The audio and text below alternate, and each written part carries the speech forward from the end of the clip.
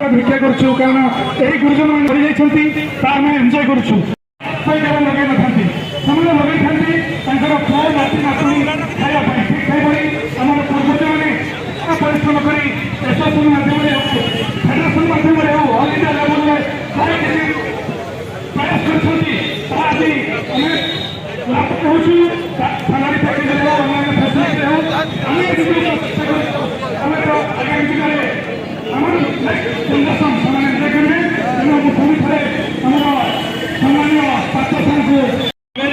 श्रद्धार पत्र तेणु आम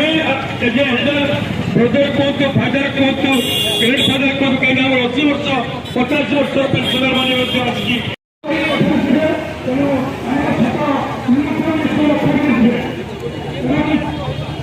सब प्रकार सहानुभूति अच्छी श्रद्धा